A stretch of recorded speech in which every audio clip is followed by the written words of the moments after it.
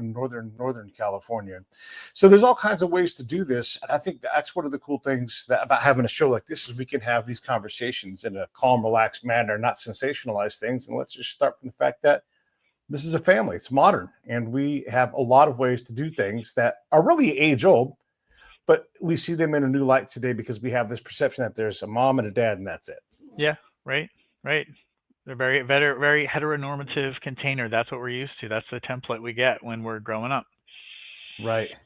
My great grandmother, who may have been my great aunt, and her sister, they were vaudeville people, and so when they had work to do, that's how they survived. And Hmm. if one of them had to stay home, and the one that could get the work, and so there's a belief in our family that they swapped roles. That mom became aunt, and aunt became mom, Okay. and that's not a normal thing, and there were many husbands and different iterations of loves in their lives, and they were in the theater, right? Right. These are not people. We don't want our artists to be too strict with their social norms. We want them Right. to Break kind some of show us boundaries. out. Right. Yeah. So when you get into your life, and I'll put the title of the book up here in a second, how did you deal with the awakening of, hey, this is not going to be a normal thing for me? Well, in my particular situation, my spouse and I are in a mixed orientation relationship, and we have been since we first got together. So, she is identifies as a straight feminist woman, and I identify as a queer or bisexual guy. So that was how we were Mhm. from the very, very beginning. But at the time we got together, really the only container that was offered to a heterosexual passing couple was kind of traditional marriage, pretty Mhm. much for us at least in our situation. And so we kind of went down that path, very typical heteronormative monogamous couple until we reached kind of a breaking point at about the 14, 15-year mark. And I realized I had kind of lopped off a whole part of myself, and that sublimation wasn't really any more of an option for me anymore, and we had to try something different. What did the dawn of that realization for you, that you had sublimated? What was that like? What was the experience? What triggered it? I think for a lot of bisexual people who choose to be with someone of the opposite sex, there's an experience of like erasure, like you've kind of erased a part of your identity, an important part of who you are. It's for me, being queer was never just about having sex with men. It was also about an affinity with the queer community, an affinity with other gay men. The experience, for me at least, in my situation, common with a lot of other gay guys, but not all of them. Being bullied growing up, not doing gender typical things, being an outsider. Being sort Mm. of construed as kind of a misfit. All those experiences. Led me to that when I discovered the community of gay men when I was like 18, 19. I was like, I'm home. These are my people. I love, people who could understand what I've been through, that kind of thing. Um, so yeah, that was an important part of who I was when I was in my teens and my early 20s. And then surprise, surprise, I meet this unbelievable woman and fall for her, right? Mm. And got to figure out, and that's the relationship that sticks for me. And yeah, so we've got to figure out how do we make this work over the long term, right? Yeah. Yeah, yeah. How does that work? I mean, there must be books, but what did you do? I mean, you're not describing like I lettered in football and I married the cheerleader, and then we had No. some doubts for it. Like this is a totally different thing where like this is just me wondering, I guess, out loud. But if that was happening to me, I'd be like, this has got to be nonsense. Like this isn't who I am. I'm this guy, and then no, but maybe I'm not, and then maybe I'm in the. What do I even know about myself? I mean, I would be. You must have been through like some kind of personal crisis as you cast doubts, and like we're dealing with an old person in our family, and I didn't know there were all these different kinds of guilt that I could put on myself as we struggle to try to care for this person. So Mm, any of these kind of things, you can assign yourselves all kinds of different shades of different emotions and really jack yourself up. yeah. I think many people, whether they're in a mixed orientation relationship or not, anybody who's in a long term partnership with kids, with a mortgage, with all the responsibilities that come with, raising a family, stuff like that, feels like they lose themselves. That is at risk of Mhm. losing themselves, in marriage. You feel like you've forgotten who you are. And I had my own version of that, when we had our crisis. I often will Mhm. tell people we didn't have a conversation that led us down the path of non-monogamy. We had a crisis, and the crisis was that, I was so kind of lonely and desperate, at that time, that I had started to reach out to try to meet guys through the internet without my wife's knowledge, not really Mhm. knowing how to have the conversation with her without it seeming like I was asking for divorce. I mean, I wanted something that felt impossible to me. I wanted to be married to her, and I wanted to acknowledge Yeah. the queer part of who I was, and there was no container for that, at that time. So we had a crisis. We just happened to the luck of the draw is that we ended up working with a professional, a woman who did both divorce mediation as well as couples counseling. And at a certain point in her work with us, she said, "You know what? You guys actually seem like you love each other a lot, and you seem pretty connected, and you don't come across as a couple who's divorcing. Have you ever thought about having an open marriage?" Right? And Mhm. for us, when she suggested that, this is a professional, a licensed professional Mhm. suggested to us. We just like it was kind of like it felt like the Cascadia earthquake had occurred. That's how much it rocked our world. Um, and we were both kind of shell shocked for a while because I just really didn't think she was allowed to say stuff like that. Mhm. But what she qualified to us is she said, "Listen, nobody tells you how your relationship has to look. You guys get to decide what's going to work for you. And I know other couples who've made this work. And if you decide you want to make this work, you can make this work. It takes good communication. It takes patience, perseverance, and those are all the things actually that make a traditional marriage work as well."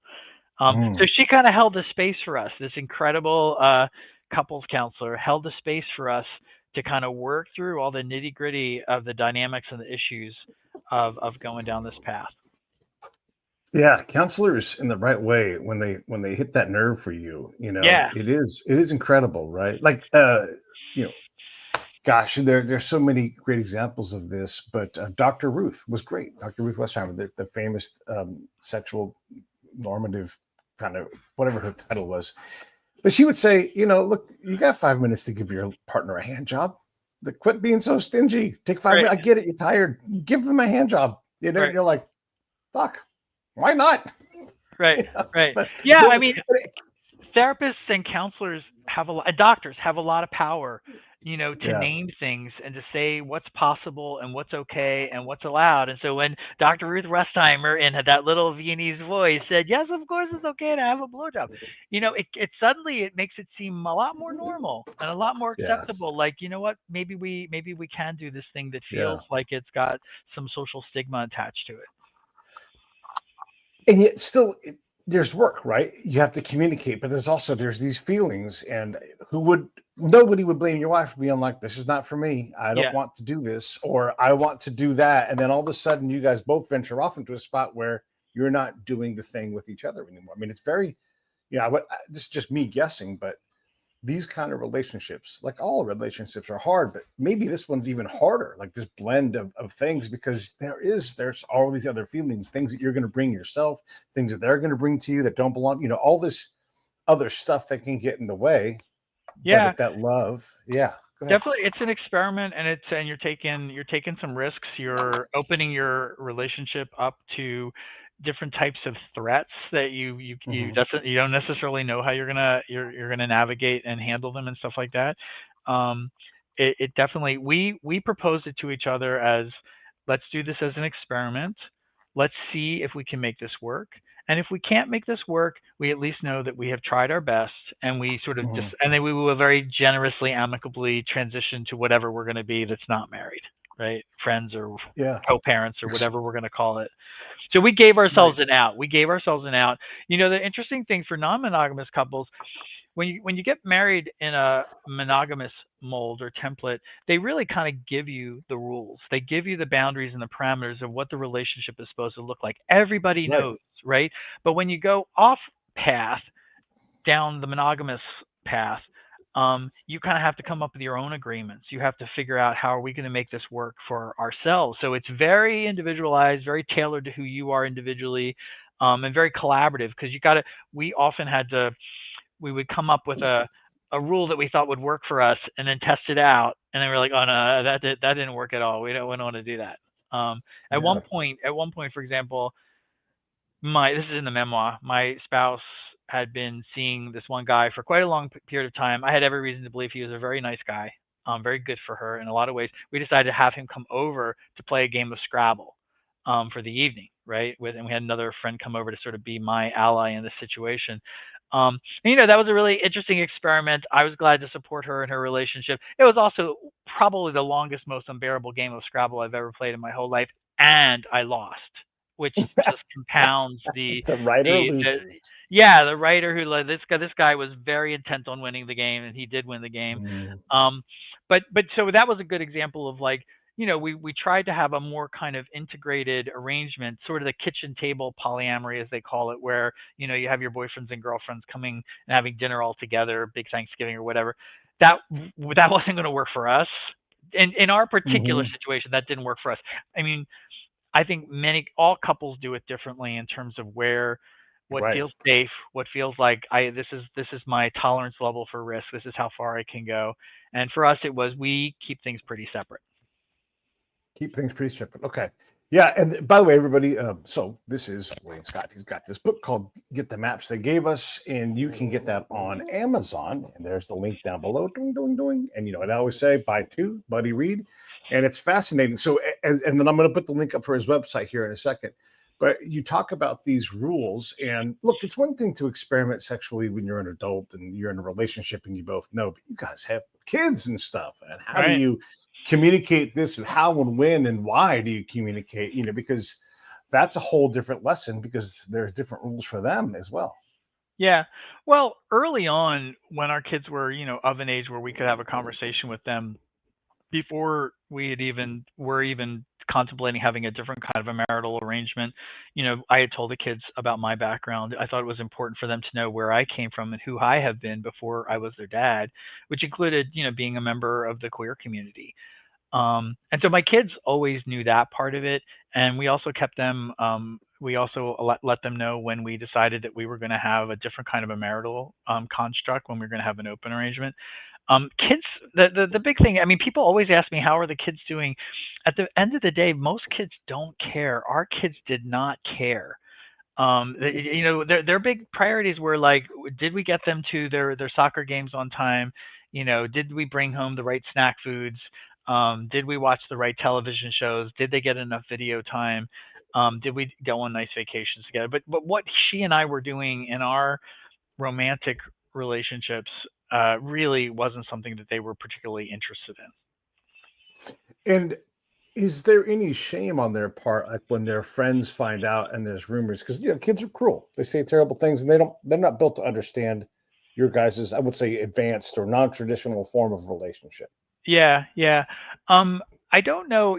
I live in Portland, Oregon, so it's a pretty progressive vibe here socially. I never heard of them having any issues or challenges or anything like that. But I think we're fortunate where we live. We Mhm. also really, for much of our lives, not now, of course, because I have a book out about it, but like for much of our lives, the people who knew about our atypical arrangement were close friends, family members, people who were really close to our family. But really, to look at our lives, you would think we were pretty straight. We were still a pretty straight passing couple. Mhm. You know. Mhm. Mhm. Yeah, and is that just to keep the temperature of things outside of your relationship easier? I mean, that's just easier, right? Just to appear to be normal. Yeah, I mean, um, I think one of the agreements that we had moving forward with this is that we made our relationship primary and central, that we always took care of each other first and made sure that we were, and the other any other relationships we had could not take precedent or priority over our relationship with each other. Um, yeah, and so actually the way it looked was actually a reflection of the way it was. We were primarily kind of devoted to each other while also giving each other room to grow outside of the relationship. It's just that that wasn't it just wasn't a huge a huge time suck in terms of our lives, especially with little kids. Because when you have little kids, so much of your time is like you're just trying to get them around to the different places they need to go to. It's so like crazy busy. I'm always like Yeah. shocked that we were trying to pull this off while we had such little kids. I was gonna ask, like, who's got time for all this? Yeah, I know. I mean, I think we kind of like You I haven't think we mentioned laundry once. You do more laundry than you have sex in any kind of good relationship. yeah, There's I so much know. Like the laundry to laundry do. and the dishes were like, after you just like thankful that those get done sometimes, right? Right. Yes, exactly. But yeah, I mean, so how do you find time? And then I guess the other thing I want you to talk about a little bit is it appears from what you've said so far to me that you brought this to the relationship. So was your wife also inclined the same way? And it was just a happy accident that you guys both had this tendency, or did she develop that, or is it more monogamy? Help me understand that part of it too. Um, well, we both had relationships outside the marriage, um, and that was part of the agreement that it would be equal that way. Um, I think I think, this is in the book. I always have to be careful not to speak out of turn, like speaking for her, Hmm. but this is information Right, I've right, already right. checked out with her and it's in the book. I think if she had had her choice, she would have had a more conventional arrangement. Okay. Yeah. Absolutely. I mean, that was kind of like that's very deep part of her socialization as a woman in this culture. It's a very safe arrangement, a very protected arrangement. That's what felt right to her. But Hmm. she also chose to be with a bisexual guy who didn't fit a traditional mold that way. So I don't think either one of us was surprised that we ended up this way. Do you guys have like protected date nights though? It's like, hey, don't make plans on these dates because you got to maintain your own relationship, right? You guys got to go out to the whatever, the opera, the show, go Yeah. see Pink Martini play at the zoo, whatever it is, Yeah, right? yeah. You You guys got you to you do got these the things. Portland vibe. You know what our menu Yeah, is. Yeah. Yeah, we do. We yeah, we we there's not a week that goes by that we don't have a night out that's just for the two of us. And I'm in a different stage now too. My children are actually in their early 20s now. So I don't have right. kids at Okay. home. So this is like, I mean, now it's like a breeze to have a comfortable marriage is a breeze because like, I didn't realize how much time it Oh took my gosh. when we had kids living at home. But now that they're gone, we have a lot of a generous amount of time to spend with each other and to um, yeah, make sure that that works and that that is never threatened by any other outside relationships. What are the little things that come up that do require navigation? Like you go down to, Broderick for lunch or whatever it is when you show up there and there's the other love interest or the other partner is there. I mean, how do you deal with it? You just open about it and say, oh gosh, so and so's here, let's go to the next place or whatever it is. Oh, no, we've never done anything like that. Anybody that she has seen seriously, I've always eventually made it my business to get to know them. And actually what usually works for me, what has worked is I set up a separate like coffee date with them to just kind of get to know them so that they're just not a stranger. I should know who the people she's hanging out are. And it also helps it to make it less threatening to me if I know the person and I know that they're a good person, right? And the Yeah, same with yeah. her.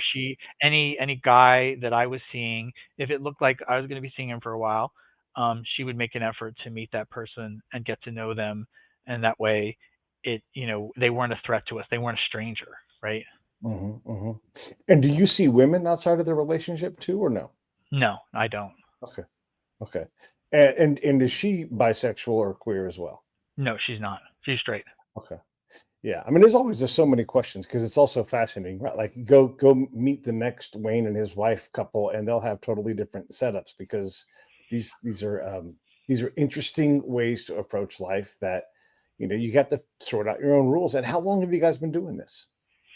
Well, we have been married almost 30. We've been together as a couple almost 35 years, and we've had this iteration, where it's been non-monogamous about 14. So this goes back to the 1900s. So yeah, we have a long track record together, and part of the reason I wanted to write the book, frankly, Yeah. was to be a kind of a living embodiment that these can be Mm. successful arrangements, that they don't have to be these kind of fringy experiments that only artists do, that to expand the menu of options for people as they're trying to figure out, what do we do with our marriage as we change, Yeah. as we age, as things change about our desire, as we discover Mm. new things about ourselves. People should we shortchange.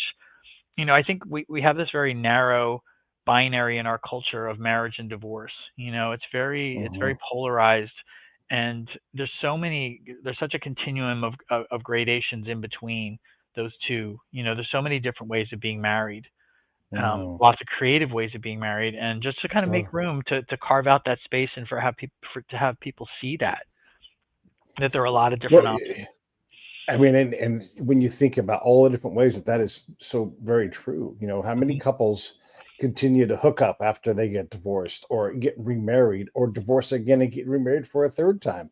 I mean, Yeah. all of these things happen. My cat is getting a little fired up right now, so I'm talking too much. Oh, that's Can an you get exciting it down? topic for all mammals. It really is. She's chewing on my arm.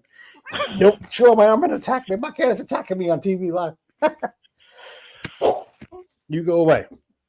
Nope, go away. My cat's attacking me. She's getting mad at me because I'm not giving her food. Because it's about her time to get fed. My cat has made her first Oh, gotcha. full attack on Gotcha. the show. So okay, getting back into this, the norms of the non-norms, right? It's very normal. There's all kinds of ways to have relationships. There's also, we have one basic word for love, and then the Greeks have their three.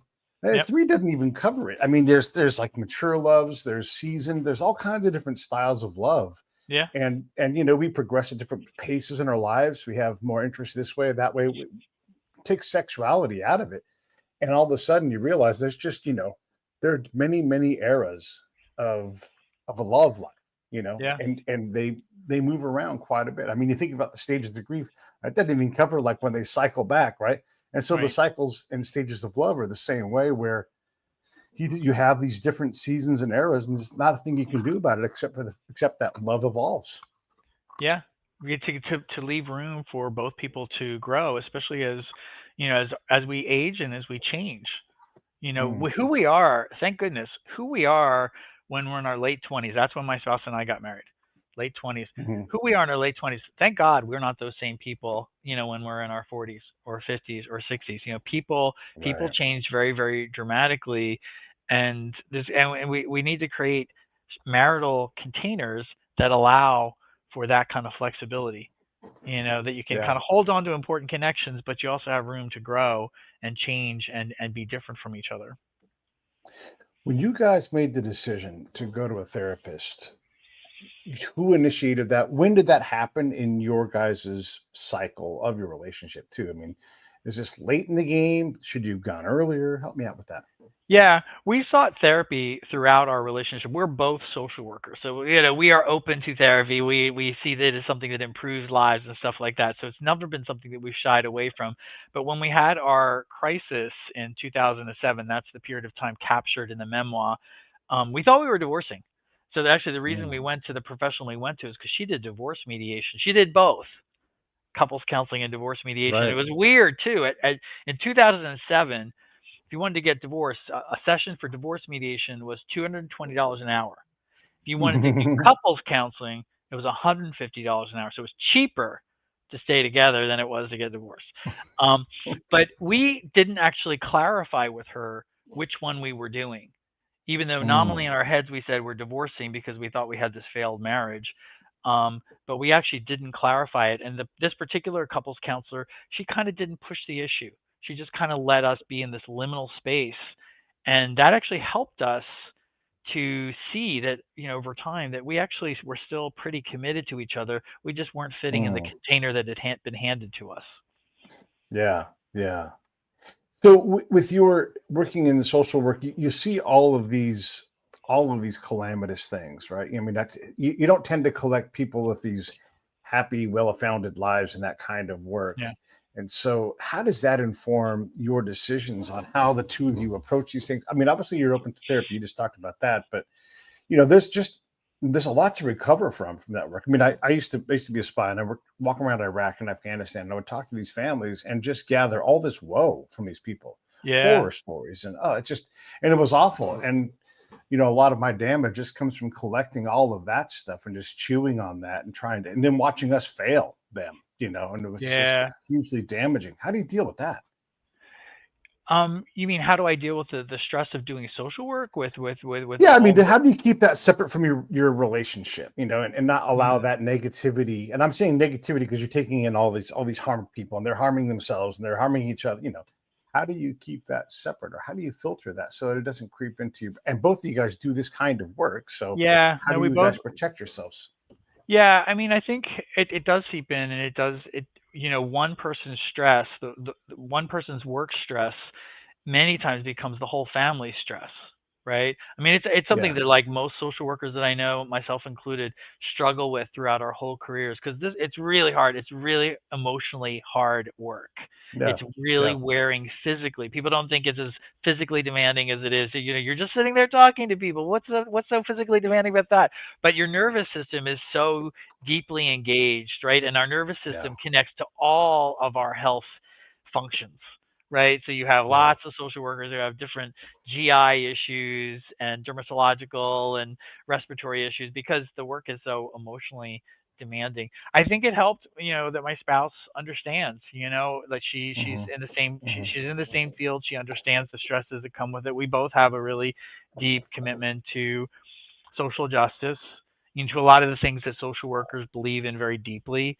And we also both have, we've also, because we study family development as social workers, we both had read the research that says that children do better when they're in families with more than one parent. And that's no Hmm. diss on single moms because I come from a single mom, but it is hard to be a single parent, and especially with three kids, very hard to. And you need support to raise a family, and I think that Yeah. during our worst periods together where we were just so convinced we were going to get divorced, we always knew that all three of our children needed us. Mm. We always knew that Yeah. they would do better if we figured out a way to work together for their sakes. Yeah. Because yeah, to do it right, to be a parent and to do it right, is extremely demanding, and it takes more than one person. It takes more than two people. Yeah. Yeah. Yeah. Yeah. It's hard. I mean, yeah. Yeah. That's just again the car rides to wherever they got to go, the laundry, the dishes. That's a Hmm. 100 hours a week. It's just Yeah. even if one of oh my gosh, it's just so much up. And it brings me back to again, like how do you even manage what you got, and let alone bringing other people in who are fine with that relationship. How did your various external partners? How did they handle this? I mean, sure, you're communicating, but that Yeah. doesn't mean that they're obliged to behave or get along or any of those things. Well, interestingly, as part of the story in the memoir, the first man that I kind of connected with for an outside relationship was another bisexual, heterosexually married man with kids. His kids were the Mm, same age as mine. So we actually had very parallel situations. And so that really reduced a lot of the risk of our involvement because both of us were really clear from the very, very beginning that we were never going to leave our spouses and our kids. mm. That wasn't something, and so we both respected that about each other, and that helped us to respect it, and we respected it about ourselves. And was he as open with his spouse as you were with yours? Yeah, no, we that was an important part of it. Neither of us was kind of down low or any one of those arrangements. It wasn't a secret. I met his spouse at one point, and he met my spouse. There's actually a whole chapter in the book about when we all met in church, of all places. We met in church one day, and had our first conversation. So This is one of the things too, because and again, like when you know a lot of people, you know a lot of different types of people, and everybody can go to church, and there's love in there, and there's fellowship, and there's spirituality, and there's caring for those things. And so when you say that, totally normal to me, but it's going to shock other people that like, well, isn't all of this a sin? Aren't you, violating some kind of thing? But here you are. You're a family that uses religion as part of the maintenance of your well-being. What is your pastor counsel, and how do they deal with these things? Or is your church very open to these? It's Portland, well, so it's almost a joke when I tell you it's a Unitarian church, so they're very uh-huh. pluralistic in terms of, Yeah, they embrace multiple faiths, and they're probably one of the least dogmatic, least orthodox yeah, environments to to be in. So again, we lived in a very progressive, socially progressive city, and then the faith community we attached to, very socially progressive. It was a very gay, LGBTQ affirming congregation, so Sure. lots of gay families. So we were not exceptional at all in that community. And again, like this goes back to, if we're going to really dive into the Christianity side of things, this is Christ's message. It's just love, more love, love, love, and love, Yeah. and Augustine and all these guys who talk about love and the power of it, they're not saying less love ever. They're always saying more love, Yeah. Right. Yeah. Yeah. So how much does your faith inform this lifestyle? I mean, when you're in the Bible or some kind of scripture, adjacent book that kind of guides, or maybe you're in a study group or something, like whatever it is, again, you're in Portland, so maybe that's just because of part of where you're at, but how do you reconcile these things when there is a lot of judgment in people, even soccer teams or whatever? It's like, those guys are different than us. There's going to be judgment, Yeah. Well, first of all, I mean, my attraction to the Unitarian Church was not from any kind of a Christian orientation or anything like that. I liked they celebrated many faiths, and also they celebrated secular wisdom, music and literature that was secular. So, I was attracted to all that. I think we've got Right. something to learn from all of it. So I wasn't coming at it from a particularly Christian perspective. Okay. I don't know, what was the other part of that question? Well, just in general, like there's just a lot of judgment. I took it Yeah. outside of church, because you can get judged on the soccer team, because the parents have scuttlebutt and they love to look down on each other, Yeah. because we're all assholes, Right. Yeah, I mean, there's definitely a lot of judgment, and there was a period in our time when we first kind of ventured down this path that we didn't tell a lot of people, because Right. even when you've kind of intentionally and consciously decided that you've decided you're going to do this, because of how we've been raised and conditioned, you still feel like you're doing something wrong, right? It's a very mononormative culture, very heteronormative culture. So you still feel like you're doing something wrong. You kind of have to get over that shame that feels like it's like, embedded in your cells. Right. And I think because I'm a writer, before the book came out, I'd written a number of essays and articles about what non-monogamy looks like in a marriage. We kind of like built up more of a tough skin for the judgment and the stuff that comes out. But mostly, I have to say, people have been supportive, and people have found it interesting. I'm always really careful. I'm not prescribing anything. I'm not trying to get people to do something that's not for them. I'm just saying that there are lots of different ways to be married, and that all marriages have to hold a space for growth and adaptation over the lifetime. Yeah. Well, and look, all of us who want to teach anti-bigotry, and then you have to learn tolerance. And what you're describing is a relationship that works for you two and adjacent adults. Your kids are fine. They've been at this for a long time, and so we can't lose sight of the fact that this is working for you. And we all know people that they have trouble in a very traditional relationship for whatever reason, whether they're addicts or whatever it is. And so before we start casting judgment at a successful couple, let's slow down a minute, Well, and I think there's also a lot of, and while we're having that conversation, I think it's important to destigmatize divorce, because I do think that one of the ways that people change, often is that they descend into addiction or domestic violence or all these reasons where you wouldn't want someone to think they have to stay with that situation. It is okay to say, whatever I got from this relationship, I got it, and like it's okay for me to leave and for us to have some other different kind of relationship post divorce, and that there shouldn't be any shame or stigma that attaches to that. Because I don't think that serves anybody, especially doesn't serve kids. Yeah. Well, and anybody who's raised kids for 20 years or whatever it is, and I'm talking to a lot of people now, it's not uncommon to wake up next to your partner and be like, we don't know each other anymore. And we've moved fully apart, Right. And so let's get along great as grandparents, but let's not live together because we've done this long enough, and then have the regret of, we should have done this 10 years ago, whatever it was, right? Because I remember life, you have different eras. Yeah. I remember I think it was like 2006. maybe 2005, 2006, the New York Times Magazine did an article on couples that have alternative looking relationships. It wasn't just looking at non monogamy, it was also looking at couples that live in separate houses, couples who live in separate bedrooms, couples Right. who separate their finances and never have anything to do with each other, like all these different ways. And the only word they could come up, the title of the article was The Undivorced. And Mm, I thought that was so interesting that we don't yeah. have a word that describes all these variations other than to say, Sure. well, it's not divorced, it's not Yeah. married, Yeah. but it's Yeah. not divorced. Yeah. Like we don't, we just, it just speaks to how limited our language is for talking about Sure. this stuff. And language creates reality, right? And if our Yeah. language if there's a dearth of words to talk about what we are to each other, then that means the possibilities are limited. It's funny when you say that. You made me think about almost 25 years ago now. The week that Dale Earnhardt Sr. passed was the week that my marriage began. That we decided to end it. We got divorced procedurally.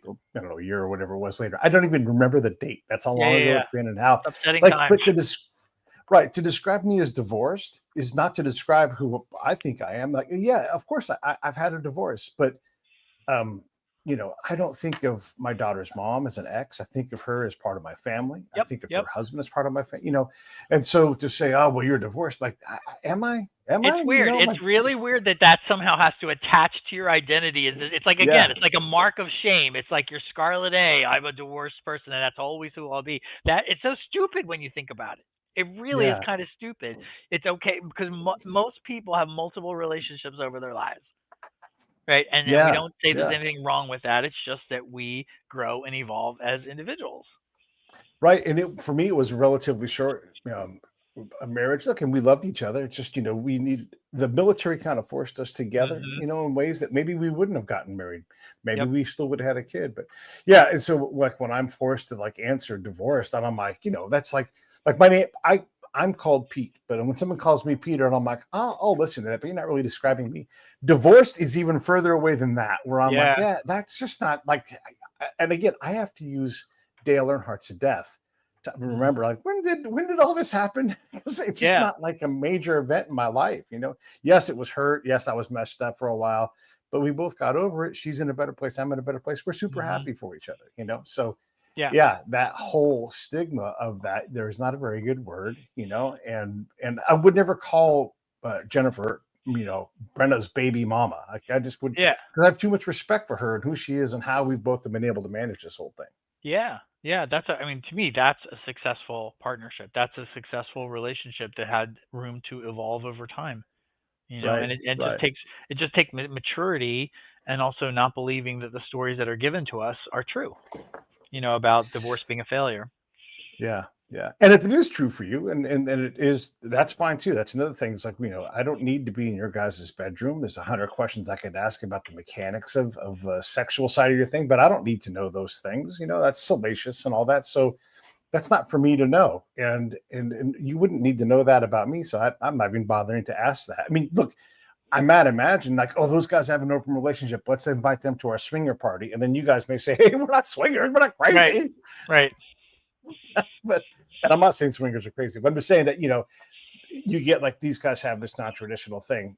We often get too involved in the mechanics of someone else's lives. Like a friend of mine has a kid that's trans. And I was asking him, my friend, I Hmm. was talking like, how does it work? Is the person gay? Are they with? And he's like, I don't know. I don't know. I'm like, oh, what the fuck am I asking for? You're right. Like, why do I care Yeah, how they manage their sexuality? It has no bearing on my life whatsoever. right. This is a person I've seen maybe 5 days in my entire 55 years of my life. And Mm-hmm. I bear them no ill will. It doesn't matter to me how Yeah, they sleep with somebody else, because no one's committing a crime here, right? And right, so that's the thing, is we get so involved in how these things work that it's not for us.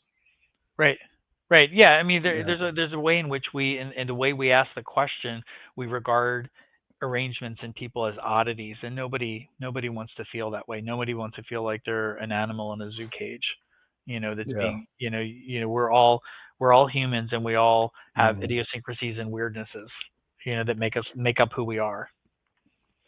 All of that said, getting back to your root relationship with you and your wife, how do Mhm. you guys hold yourselves and each other accountable for your relationship? I know you have your prescribed date nights, that kind of thing, but still beyond that, you have to communicate.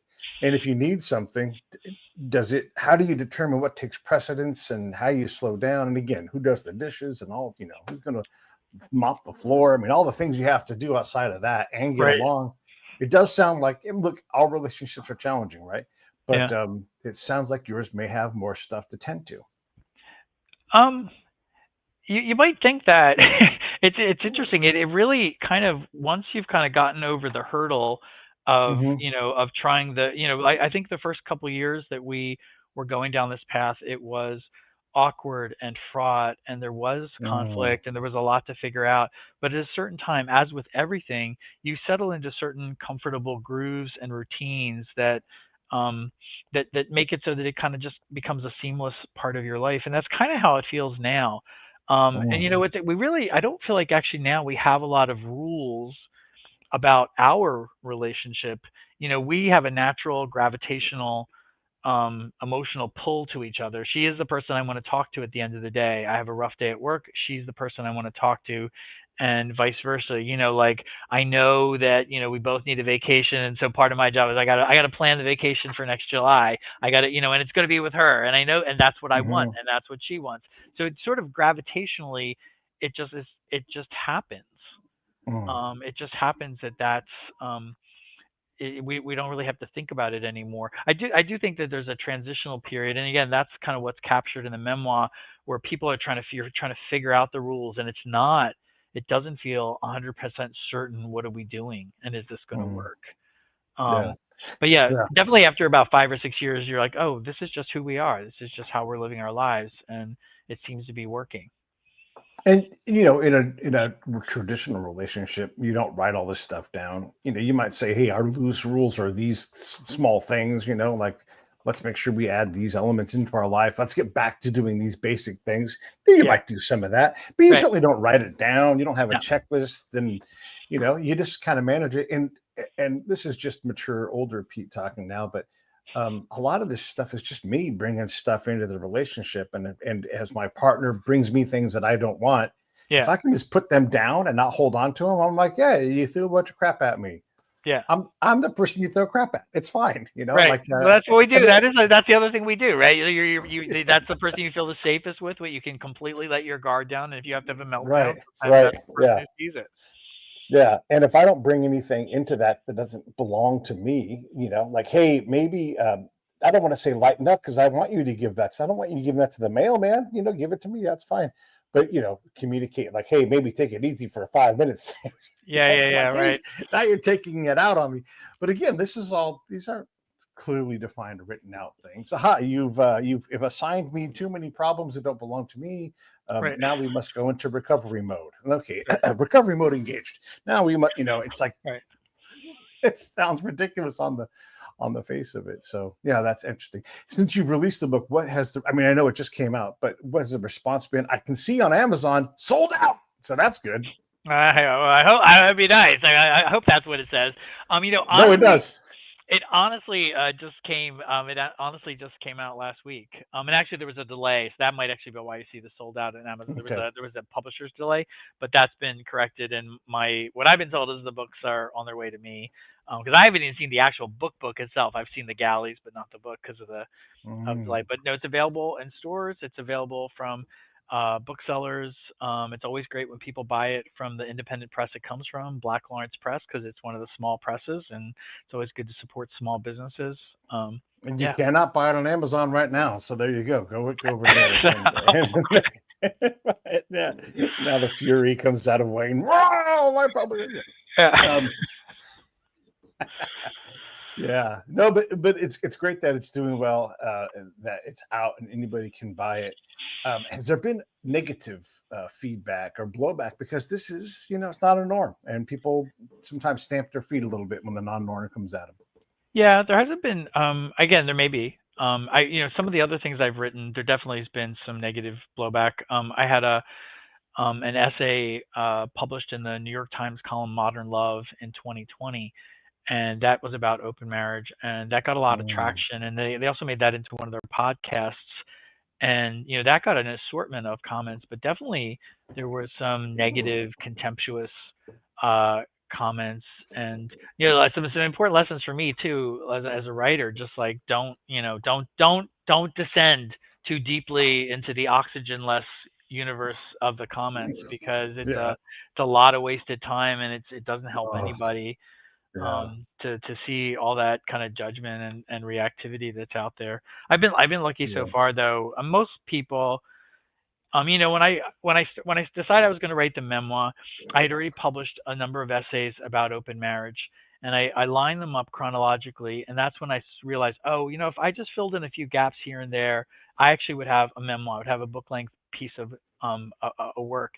And the one thing that really struck me as I looked at the whole of it was that it actually looked more like a love story. Like, I wasn't Mm. thinking of it as a love story. I was thinking about it as a story who was a couple that was on their way to get divorced, right? But actually, for everything we tried to do on going down this unconventional path, we could not have done it if we hadn't been pretty devoted to each other. If we hadn't been pretty devoted to seeing if we could make it work out. And so that was one of the Mm. surprises. It's like an atypical love story that kind of comes out of a crucible.